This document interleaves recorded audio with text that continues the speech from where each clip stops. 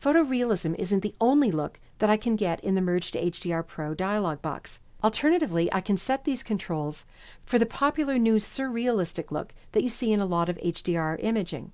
To do that, I'm going to go back to the preset menu, and I'm going to choose from one of the surrealistic choices here. I'll try Surrealistic High Contrast.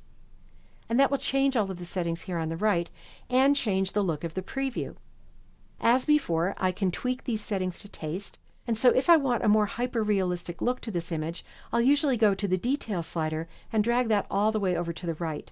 And then I'll go up to the Radius and Strength sliders, which I can use to add some glows around the edges of the image.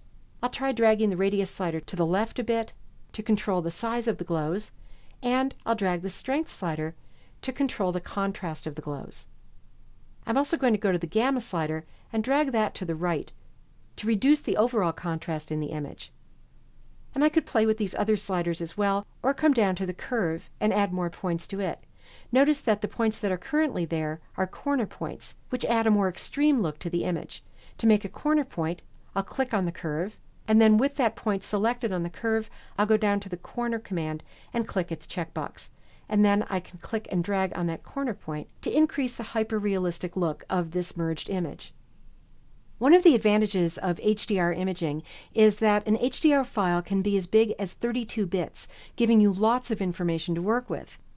By default, the Merge to HDR Pro dialog box will downsample the image to 16 bits. So if I want a 32-bit image, I'll come to this menu and I'll choose 32-bit. Because the dynamic range of a 32-bit HDR image is so wide that a standard computer monitor can't display the whole thing, here I can adjust the preview that's displayed on my monitor to show a particular slice of that dynamic range. So I might move this slider over to the left a bit to view a brighter part of the image's dynamic range. I'm going to click OK in order to create my final HDR image from my 3 source files. The HDR image opens in Photoshop, and you can see from its tab that it is a 32-bit image. Here in Photoshop, I can continue to work with this HDR image to get it to look just the way that I want. However, I need to be aware that because it is a 32-bit image, not all of the tools and commands will be available to me. For example, I could apply the brush tool to this image, but I cannot apply the spot healing brush tool, or the dodge tool, or the burn tool, or other commands. When I'm done correcting the image in 32-bit, I'll downsample it to 16-bit by going up to the Image menu and choosing Mode and 16 bits per channel. I'd like to thank photographer and Photoshop author Mark S. Johnson for the 3 images of the church. Now I'd like to take you back into the Merge to HDR dialog box with another set of images to show you another exciting new feature in HDR processing in Photoshop CS5. So I'll go back to Bridge, these 3 images of cars moving on a freeway, and then I'll go to Tools, Photoshop, Merge to HDR Pro again. Here in the Merge to HDR Pro dialog box, you can see a classic problem of HDR imaging.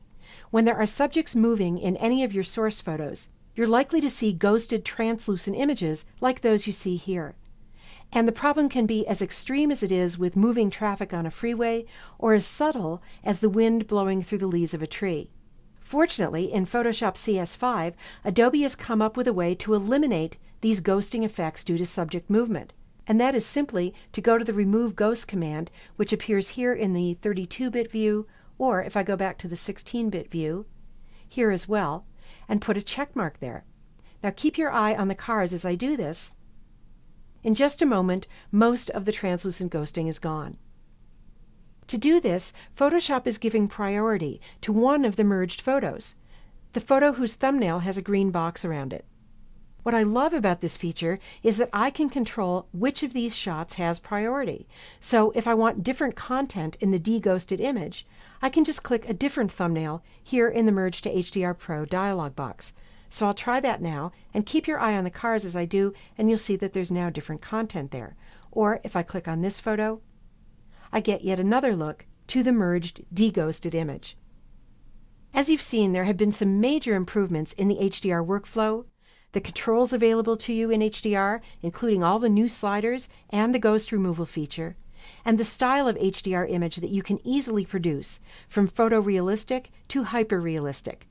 really expanding the usefulness of HDR imaging in Photoshop CS5.